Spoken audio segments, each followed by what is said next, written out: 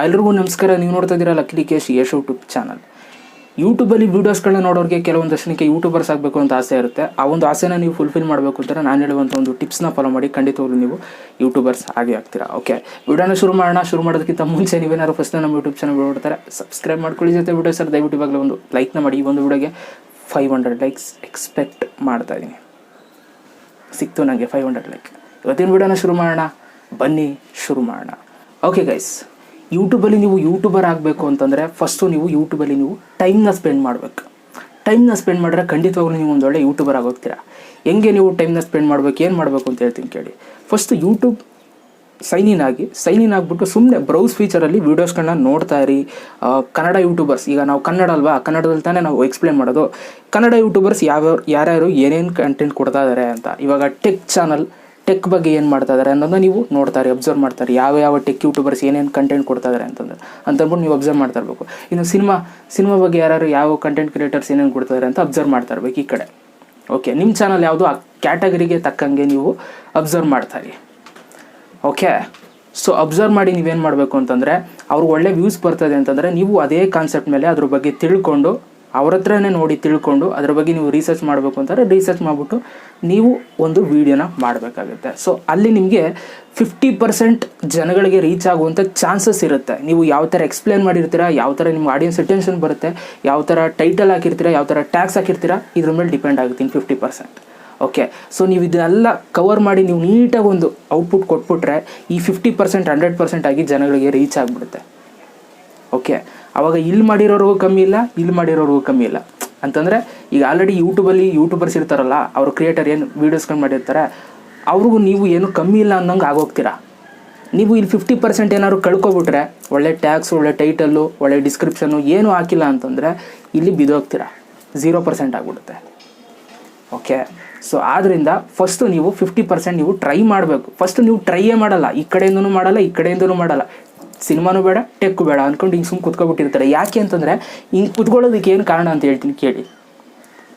ಪಾಪ ಎಲ್ರಿಗೂ ಕೂಡ ಆಸೆ ಇರುತ್ತೆ ಏನಾದರೂ ಒಂದು ಕಂಟೆಂಟ್ ಮಾಡಬೇಕು ಅಂತ. ಇಲ್ಲಿ ಫುಲ್ಲು ಪವರ್ ಅಪ್ ಆಗಿ ಹಿಂಗೆ ನಿಂತಿರ್ತಾರೆ.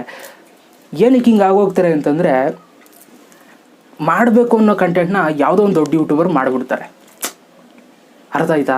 ಯಾವುದೋ ಒಂದು ಕಂಟೆಂಟ್, ಈಗ ವಾಟ್ಸಪ್ಪಲ್ಲಿ ಹೊಸ ಫೀಚರ್ ಬಂದ್ಬಿಡ್ತು, ಇಲ್ಲಿ ಯಾರೋ ಟೆಕ್ ಚಾನಲ್ ಅವ್ರು ಯಾರೋ ಮಾಡಿಬಿಡ್ತಾರೆ. ಇನ್ನು ಯಾವುದೋ ಸಿನಿಮಾ ಬಂದ್ಬಿಡ್ತು, ರಿವ್ಯೂ ಆಲ್ರೆಡಿ ಇದು ಮಾಡೇ ಬಿಡ್ತಾರೆ, ಮುಗಿದೋದಾಯಿತು. ಅವಾಗ ನೀವು ಡಿಮೋಟಿವೇಟ್ ಆಗಿಬಿಡ್ತೀರ. ಯಾಕೆ ಅಂತಂದರೆ ಇಲ್ಲಿ ಅಲ್ಲೇ ಮಾಡಿಬಿಟ್ಟಿದ್ದಾರೆ ಅಂತ ಅಲ್ವಾ. 50% ನೀವು ಅಲ್ಲೇ ಡಿಮೋಟಿವೇಟ್ ಆಗೋದು. ಏನಕ್ಕೆ ಡಿಮೋಟಿವೇಟ್ ಆಗ್ತೀರಾ ಅಂತಂದರೆ, ಈಗ ನಾನು ಮಾಡಿದ್ರೆ ಈ ಚಾನಲ್ ಅವ್ರು ನೋಡ್ಕೊಂಡು ಮಾಡ್ದಾ ಅಥವಾ ಈ ಚಾನಲ್ ಅವ್ರು ನೋಡ್ಕೊಂಡು ಮಾಡ್ದಾ ಅಂತ ಕೆಲವೊಂದಷ್ಟು ಜನ ಬಂದು ಕಮೆಂಟ್ ಮಾಡ್ತಾರೆ. ಆ ಒಂದು ಉದ್ದೇಶಕ್ಕೋಸ್ಕರ ನೀವೇನಾಗ್ತೀರಾ ಅಂತಾರೆ, ಡಿಮೋಟಿವೇಟ್. ಬೇಡ, ನನಗೆ ಇದರ ಅವಶ್ಯಕತೆ ಬೇಡ, ಈಗ ನಾನು ಮಾಡಿದ್ರು ಕಾಪಿ ಅಂತಂತಾರೆ, ಅವ್ರ ಚಾನಲಿಗೆ ನೋಡ್ಕೊಂಡು ಬಂದು ಮಾಡ್ದ ಅಂತಂತಾರೆ ಅಂತ ಅಂದ್ಕೊಂಡು ನೀವೇನು ಮಾಡ್ತೀರಾ, ವೀಡಿಯೋಸ್ಗಳನ್ನ ನೀವು ಮಾಡೋದಕ್ಕೆ ಹೋಗಲ್ಲ ಅಲ್ವಾ. ಬಿಡಿ ಅದನ್ನೆಲ್ಲ, ದಯವಿಟ್ಟು ಬಿಟ್ಬಿಡಿ. ಕಮೆಂಟ್ ಮಾಡೋರು ಹೆಂಗೆ ಇದ್ರೂ ಮಾಡ್ತಾರೆ. ಓಕೆ, ನೀವು ಹೊಸ ಕಂಟೆಂಟ್, ಇವಾಗ ಯಾವುದೋ ಒಂದು ಹೊಸ ಫೀಚರ್ ನೀವೇ ಫಸ್ಟ್ ಮಾಡಿದ್ರೂ ಕೂಡ ಏನಾದರೂ ಒಂದು ತಪ್ಪು ಹುಡುಕ್ತಾರೆ. ಓಕೆ, ಫಸ್ಟು ನೀವು ಕ್ಲಾರಿಟಿ ಚೆನ್ನಾಗಿಲ್ಲ, ನಿಮ್ಮ ವೀಡಿಯೋ ಕ್ಲಾರಿಟಿ ಚೆನ್ನಾಗಿಲ್ಲ, ನಿಮ್ಮ ಎಡಿಟಿಂಗ್ ಚೆನ್ನಾಗಿಲ್ಲ, ನಿಮ್ಮ ಬ್ಯಾಕ್ಗ್ರೌಂಡ್ ಚೆನ್ನಾಗಿಲ್ಲ, ಅದು ಚೆನ್ನಾಗಿಲ್ಲ, ಇದು ಚೆನ್ನಾಗಿಲ್ಲ, ಈ ಥರ ಕಮೆಂಟ್ಸ್ ಏನಾದರೂ ಒಂದು ಬಂದೇ ಬರುತ್ತೆ. ಸೊ ಆದ್ದರಿಂದ ನೀವೇನು ಮಾಡಬೇಕು ಅಂತಾರೆ, ನೀವು ಮಾಡಿ, ಧೈರ್ಯವಾಗಿ ಮಾಡಿ. ಓಕೆ, ಈಗ ಯಾರೋ ಒಂದು ಕ್ರಿಯೇಟರ್ ಕಂಟೆಂಟ್ ಆಲ್ರೆಡಿ ಅಪ್ಲೋಡ್ ಮಾಡಿದ್ದಾರೆ, ವೀಡಿಯೋ ಹಾಕಿಬಿಟ್ಟಿದ್ದಾರೆ ಅಂತಂದರೆ ಅದನ್ನ ನೋಡ್ಕೊಂಡು ಮಾಡಿದ್ರೆ ಅದು ಕಾಪಿ ಅನಿಸಲ್ಲ. ಕಾಪಿ ಅಲ್ಲ ಅದು ಆ್ಯಕ್ಚುಲಿ. ಓಕೆ, ಕಾಪಿ ಅಂತಂದರೆ ಹೆಂಗೆ ಅಂತಂದರೆ ಅವ್ರು ಮಾಡಿರೋ ಕಂಟೆಂಟ್ನ ನೀವು ಡೌನ್ಲೋಡ್ ಮಾಡ್ಕೊಂಡು ಹಂಗೆ ತಂದು ನಿಮ್ಮ ಯೂಟ್ಯೂಬ್ ಚಾನಲ್ ಹಂಗೆ ಬಿಟ್ಬಿಟ್ರೆ ಜನಗಳ ಮುಂದೆ, ಆವಾಗ ಕಾಪಿ ಅದು ಅಲ್ವಾ. ಸೊ ನೀವು ತಪ್ಪೇನಿಲ್ಲ, ಈಗ ಆ ಕಂಟೆಂಟ್ ಕ್ರಿಯೇಟರ್ ಮಾಡಿದ್ದಾರೆ ಅದನ್ನು ನೀವು ನೋಡಿಕೊಂಡು ಅದರಲ್ಲಿ ಏನಿತ್ತು ವಿಷಯನ ನೀವು ತಿಳ್ಕೊಂಡು ನಿಮ್ಮ ಕ್ಯಾಲ್ಕುಲೇಷನ್ ಯಾವ ಥರ ನೀವು ಎಕ್ಸ್ಪ್ಲೇನ್ ಮಾಡ್ಬೋದು ಅದನ್ನು ಎಕ್ಸ್ಪ್ಲೇನ್ ಮಾಡಿರೋದು ಹೆಂಗೆ ಕಾಪಿ ಆಗುತ್ತೆ ಅಲ್ವಾ. ಸೊ ಅದನ್ನು ಅರ್ಥ ಮಾಡ್ಕೊಳ್ಳಿ ದಯವಿಟ್ಟು. ಈಗ ಯಾವುದೋ ಒಂದು ಕಾನ್ಸೆಪ್ಟ್, ಡ್ರೋನ್ ಪ್ರತಾಪ್ ಏನೋ ಒಂದು ವಿಷಯ ನಡೀತು, ಅವ್ರ ಬಗ್ಗೆ ತುಂಬ ಜನ ವೀಡಿಯೋ ಮಾಡಿದ್ರು, ತುಂಬ ಜನ ಯೂಟ್ಯೂಬರ್ಸ್ ವೀಡಿಯೋಸ್ ಮಾಡಿದ್ರು. ಅದೆಲ್ಲ ಕಾಪಿ ಅಂತ ಹೇಳೋಕ್ಕಾಗುತ್ತಾ? ಇವರು ನೋಡ್ಕೊಂಡು ಅವ್ರು ಮಾಡೋರು, ಅವ್ರು ನೋಡ್ಕೊಂಡು ಇವ್ರು ಮಾಡೋರು ಅಂತ ಹೇಳೋಕ್ಕಾಗುತ್ತಾ? ಇಲ್ಲ, ವಿಷಯ ಎಲ್ರಿಗೂ ಒಂದೇ. ನೀವು ಯಾವ ಥರ ಎಕ್ಸ್ಪ್ಲೇನ್ ಮಾಡ್ತೀರಾ, ನೀವು ಯಾವ ಥರ ಜನಗಳಿಗೆ ತಲುಪ್ತೀರ ಅನ್ನೋದು ತುಂಬ ಇಂಪಾರ್ಟೆಂಟ್ ಆಗುತ್ತೆ. ಕೆಲವ್ರು ಕಮೆಂಟ್ ಮಾಡ್ತಾರೆ, ನೀವೇನೇ ಮಾಡಿದ್ರು ಅವ್ರ ಚಾನಲ್ ನೋಡ್ಕೊಂಡು ನೀವು ಮಾಡಿದ್ದೀರಾ, ಅವ್ರು ಮಾಡಿದ್ಮೇಲೆ ನೀವು ಮಾಡೋದು ಎಲ್ಲ ವೀಡಿಯೋನು ಅಂತ. ಅವ್ರು ಮಾಡೋರು ಮಾಡಲಿ, ಯೂಟ್ಯೂಬರ್ ಯಾರು ನೀವು ತಾನೇ. ಅರ್ಥ ಮಾಡ್ಕೊಳ್ಳಿ ದಯವಿಟ್ಟು. ನನಗೆ ವ್ಯೂವರ್ಸ್ಗಳು ತುಂಬ ಜನ ಯೂಟ್ಯೂಬರ್ಸ್ ಅದೇ ಒಂದು ಬಾಧೆ ಏನಂತಂದರೆ, ಬ್ರೋ ಕಾಪಿ ಅಂತಾರೆ, ಬ್ರೋ ಏನಾದ್ರು ಮಾಡ್ರೆ ಕಾಪಿ ಅಂತಾರೆ.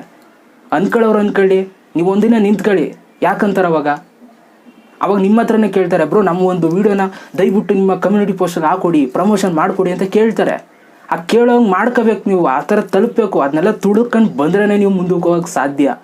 ಓಕೆ, ಅದನ್ನು ತುಳ್ಕೊಂಡು ಬರಲಿಲ್ಲ ಅಂತಂದರೆ ಖಂಡಿತವಾಗ್ಲೂ ಮುಂದಕ್ಕೆ ಹೋಗೋಕ್ಕೆ ಸಾಧ್ಯನೇ ಇಲ್ಲ. ಬರೆದಿಟ್ಕೊಬಿಡಿ. ಓಕೆ, ನಾನು ಹಂಗೆ ಕುತ್ಕೊಬಿಟ್ಟಿದ್ದಾರೆ ಸುಮ್ಮನೆ ಹಿಂಗಂತಾರೆ, ಅವ್ರ ಹತ್ರ ನೋಡಿ ಮಾಡಿದೆ ಅಂತಾರೆ, ಇವ್ರ ಹತ್ರ ನೋಡಿ ಮಾಡಿದೆ ನೀನು ಅಂತಂತಾರೆ ಅಂತ ಅನ್ಕೊಂಡು ನಾವು ಸುಮ್ಮನೆ ಕುತ್ಕೊಬಿಟ್ಟಿದ್ದಾರೆ. ಇವತ್ತು ಲಕ್ಕೇಶ್ ಏನೂ ಅಲ್ಲ. ಓಕೆ ಅಂತಂದರೆ ನನಗೂ ಸಬ್ಸ್ಕ್ರೈಬರ್ಸ್ ಇರ್ತಿರಲಿಲ್ಲ ಅಂತ ಹೇಳ್ತಾ ಇರೋದು. ಏನೂ ಅಲ್ಲ ಅಂತಂದರೆ ಏನೋ ದೊಡ್ಡದು ಅಂತಲ್ಲ. ಓಕೆ, ಅರ್ಥ ಮಾಡ್ಕೊಳ್ಳಿ ದಯವಿಟ್ಟು. ಮಾಡೋರು ಮಾಡ್ತಾ ಇರ್ತಾರೆ ನೆಗೆಟಿವ್ ಕಮೆಂಟ್ಸ್, ಏನೇನೋ ಬರ್ತಾ ಇರುತ್ತೆ, ಅದ್ರ ಬಗ್ಗೆ ನೀವು ತಲೆ ಕೆಡಿಸ್ಕೊಬಿಡಿ. ಜಸ್ಟ್ ಸ್ಕಿಪ್ ಮಾಡಿ ನಿಮ್ಮ ಮುಂದಕ್ಕೆ ಹೊರೀರಿ. ಓಕೆ, ಮುಂದುವರೀರಿ ಅಷ್ಟೇ, ಸಿಂಪಲ್. ಆಮೇಲೆ ಅಬ್ಸರ್ವ್ ಮಾಡ್ತಾರೆ ಯಾರ್ಯಾರು ಏನೇನು ಕಂಟೆಂಟ್ ಮಾಡ್ತಾಯಿದ್ದಾರೆ, ಆ ಕಂಟೆಂಟ್ ಮೇಲೆ ಜಾಸ್ತಿ ವೀಡಿಯೋಸ್ಗಳನ್ನ ಮಾಡಿ. ಈಗ ಒಂದು ಯೂಟ್ಯೂಬರ್ ಒಂದೇ ಕಂಟೆಂಟ್ ಮೇಲೆ ಜಾಸ್ತಿ ವೀಡಿಯೋಸ್ ಮಾಡ್ತಾಯಿದ್ದಾರೆ ಅಂತಂದರೆ ಅವ್ರ ಚಾನಲ್ಗೆ ಅದು ಜಾಸ್ತಿ ಬೇಕಾಗಿರುತ್ತೆ. ಚಾನಲಲ್ಲಿ ತುಂಬ ಜನ ಅಬ್ಸರ್ವ್ ಮಾಡ್ತಾ ಇರ್ತಾರೆ, ಆ ಥರ ವೀಡಿಯೋಸ್ಗಳನ್ನ ಇಷ್ಟಪಡ್ತಾ ಇರ್ತಾರೆ. ಸೊ ಅದೇ ಕಾನ್ಸೆಪ್ಟ್ ಮೇಲೆ ತುಂಬ ಜನ ವೀಡಿಯೋಸ್ಗಳನ್ನ ಮಾಡ್ತಾರೆ. ಸೊ ಅದನ್ನೆಲ್ಲ ನೀವು ನೋಡಿಕೊಂಡು ಮೇಂಟೈನ್ ಮಾಡಿಕೊಂಡು ಮಾಡ್ತಾಯಿರಿ, ಯಾರಿಗೂ ಬೇಜಾರಾಗಲ್ಲ. ಓಕೆ, ಸೊ ಇದನ್ನು ಮಾಡಿ ದಯವಿಟ್ಟು ನಿಮ್ಮೊಂದು ಚಾನಲಲ್ಲಿ ಸಬ್ಸ್ಕ್ರೈಬರ್ಸ್ ಇನ್ಕ್ರೀಸ್ ಆಗ್ತಾರೆ, ವ್ಯೂಸು ಬರುತ್ತೆ.